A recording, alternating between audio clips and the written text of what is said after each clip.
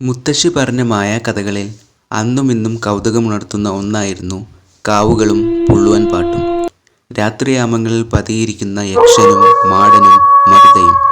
ഓരോ വേനലവധിക്കും തറവാട്ടിലേക്ക് പോകുമ്പോൾ മനസ്സ് നിറയെ കാവും മുത്തശ്ശിയുടെ നിഗൂഢത നിറഞ്ഞ കഥകളുമായിരുന്നു. അന്ന് ആദ്യമായാണ് മുത്തശ്ശി എന്നോട് ചങ്ങല മാടനെക്കുറിച്ച് പറയുന്നത്. രാത്രി ഒറ്റയ്ക്ക് നടന്നു പോകുന്ന ആളുകളുടെ വഴി തെറ്റിക്കുകയാണ് മാടൻ്റെ പ്രധാന ലക്ഷ്യം.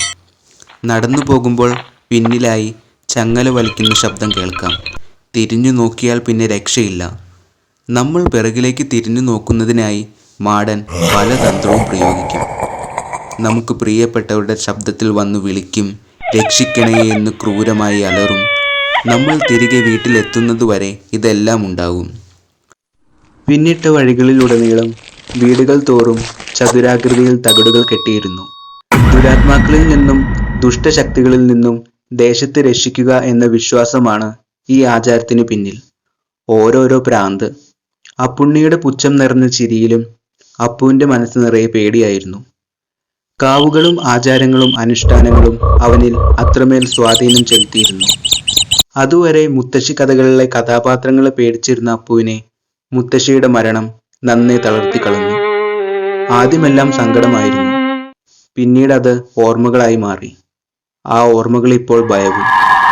മുത്തശ്ശിയുടെ ഓർമ്മകൾ അപ്പുവിന്റെ മുറിയിൽ തളം കെട്ടി നിന്നു.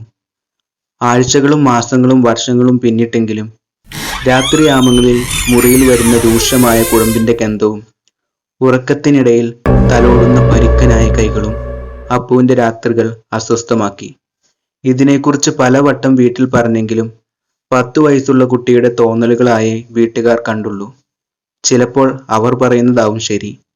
എന്നെ അത്രമേൽ ഇഷ്ടമുള്ളതുകൊണ്ടാവും മുത്തശ്ശി പോവാത്തത്. നീ ഇതെവിടേക്കാ പോണേ? ഓർമ്മകളിലൂടെ നടന്നു നീങ്ങിയ എന്നെ അപ്പുണ്ണിയുടെ വിളി പിടിച്ചു നിർത്തി. സമയം സന്ധ്യയാവാറായിരിക്കുന്നു. 2 ചുവടുകൂടി നടന്നാൽ അപ്പുണ്ണിയുടെ വീടെത്തും. അവിടെ നിന്ന് ഉള്ളിലേക്ക് 1 കിലോമീറ്റർ നീങ്ങിയാണ് എൻ്റെ വീട്. സമയം 6 മണി ആയിരിക്കുന്നു. വീട്ടിലെത്തുമ്പോഴേക്കും എന്തായാലും ഇരുട്ടാവും. ഞാൻ കൊണ്ടാക്കണോ വീട്ടില്? ഒരു പരിഹാസ ചിരിയോടെ അപ്പുണ്ണി ചോദിച്ചു. ഉള്ളിലേറെ ഭയമുണ്ടെങ്കിലും വഴിയിലുടനീളം പേടിത്തൊണ്ടൻ എന്ന അപ്പുണ്ണിയുടെ വിളി കേൾക്കുവാതിരിക്കുവാൻ ഞാൻ എനിക്ക് പേടിയൊന്നില്ല എന്നു പറഞ്ഞ് പിന്നിലേക്ക് നോക്കാതെ നേരെ നടന്നു. ആകാശത്ത് അങ്ങിങ്ങായി നിറഞ്ഞു നിന്ന സന്ധ്യയുടെ കുങ്കുമച്ചാർത്തിനെ രാത്രി പതിയെ മറച്ചു തുടങ്ങി. ഇപ്പോൾ ആകാശം പൂർണ്ണമായും ഇരുട്ടിലാണ്. എനിക്ക് ചുറ്റുമായി നിന്നിരുന്ന മരങ്ങളിൽ നിന്നും പക്ഷികൾ ഉച്ചത്തിൽ കരയുന്നതും അകലിൽ നിന്നും ചെന്നായ്ക്കൾ ഊരിയിടുന്നതുമായ ശബ്ദം കേൾക്കാം. നടക്കുവാൻ തുടങ്ങിയിട്ട് സമയം ഏറെയായി. ഇതുവരെ എന്താണ് വീടെത്താത്തത്? അകലത്തായി ചന്ദ്രനെ കാണാമെങ്കിലും അത് ഇടയ്ക്കിടെ ഇരുളിൽ മിന്നിയും മറഞ്ഞുമിരുന്നു. ഒന്നുകിൽ തനിക്ക് വഴി തെറ്റിയിരിക്കുന്നു, അല്ലെങ്കിൽ വേറെ എന്തോ ഒന്ന് തന്നെ വീട്ടിലേക്ക് പോകുവാൻ അനുവദിക്കുന്നില്ല. രണ്ടാമത് പറഞ്ഞതാകുവാനാണ് സാധ്യത. സ്വന്തം വീട്ടിലേക്കുള്ള വഴി തനിക്ക് എങ്ങനെ തെറ്റുവാനാണ്? അപ്പുണ്ണിയോട് വെല്ലുവിളി നടത്തി ഇറങ്ങിയപ്പോൾ സമയം 6 ആയിരുന്നു. ഇപ്പോൾ 10 മണി കഴിഞ്ഞിരിക്കുന്നു. പക്ഷേ 4 മണിക്കൂർ പിന്നിട്ടതായി തോന്നുന്നതുമില്ല. പെട്ടെന്നാണ് അപ്പുവിന്റെ മനസ്സിൽ ആ പേര് വന്നത്. മുത്തശ്ശിയുടെ മായാകഥകളിൽ തന്നെ ഏറ്റവും പേടിപ്പിച്ച കഥാപാത്രം ചങ്ങലമാടൻ. ആദ്യം വഴി തെറ്റിക്കും, പിന്നെ പല രൂപങ്ങളിൽ വന്ന് ഭയപ്പെടുത്തും. മാടന്റെ കയ്യിൽ അകപ്പെട്ടാൽ രക്ഷപ്പെടുക അസാധ്യമാണ്. രക്ഷപ്പെട്ടവരിൽ പലർക്കും ഭ്രാന്ത് പിടിച്ചു എന്നാണ് കേട്ടുകേൾവി. വഴി തെറ്റിച്ച സ്ഥിതിക്ക് ഏതു നേരത്തും മാടൻ വരാം. അപ്പു, അപ്പു, എത്ര നേരായി ഞാൻ നിന്നെ വിളിക്കുന്നു. നീ എന്തേ വിളി കേൾക്കാത്തെ? ഇതാ ഈ പൊതി കണ്ടോ നീയ്? നിനക്ക് വേണ്ടി ഞാൻ ഉത്സവത്തിന് വാങ്ങിയതാ. നീ മുന്നോട്ട് വന്നേ, ഞാൻ നോക്കട്ടെ. അതിന് ഞാൻ നിന്റെ പിറകിലുണ്ടല്ലോ അപ്പു. അപ്പു ഒന്നും മിണ്ടാതെ മുന്നോട്ട് നടന്നു. ഇപ്പോൾ അപ്പുണ്ണിയുടെ ശബ്ദം കേൾക്കുന്നില്ല. പക്ഷേ പിന്നിൽ ആരുടെയോ കാലൊച്ച കേൾക്കാം. ആരായിരിക്കും അത്? അപ്പു നടത്തത്തിന്റെ വേഗത കൂട്ടി. കുറെ നേരത്തെ നിശബ്ദതയ്ക്ക് ശേഷം പെട്ടെന്ന് അപ്പുവിന്റെ കാലിൽ ആരോ കയറി പിടിച്ചു. മുന്നിൽ നിന്നാണ് പിടി വീണത്. അപ്പു, എന്നെ രക്ഷിക്കടാ, ഞാൻ ഇപ്പോൾ മരിക്കും. അപ്പുണ്ണിയായിരുന്നു അത്. താഴേക്ക് നോക്കാൻ അപ്പുവിന് ധൈര്യം വന്നില്ല. അത് മാടന്റെ അടുത്ത കെണിയായിരുന്നു എന്ന് അപ്പുവിന് അറിയാമായിരുന്നു. അവൻ അപ്പുണ്ണിയുടെ മുകളിലൂടെ മുന്നോട്ട് നോക്കി നടന്നു. അപ്പുവിന് തന്റെ കണ്ണിൽ ഇരുട്ട് കയറുന്നത് പോലെ തോന്നി.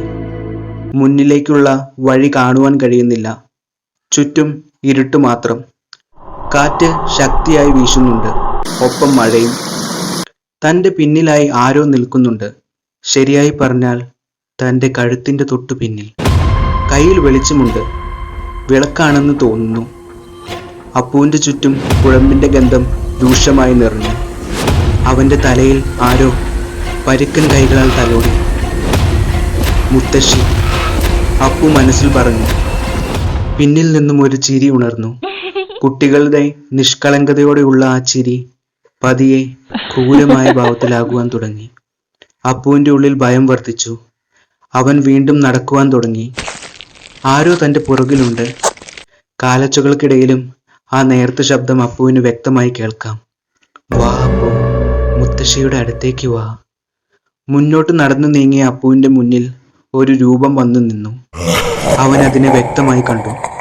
ആകാശം മുട്ടെ ഉയരമുള്ള, മേലാസ്തകലം ചങ്ങലകളാൽ മൂടിയ ഒരു ഭീകര സത്വം. അത് അപ്പുവിന്റെ കണ്ണുകളിലേക്ക് നോക്കി.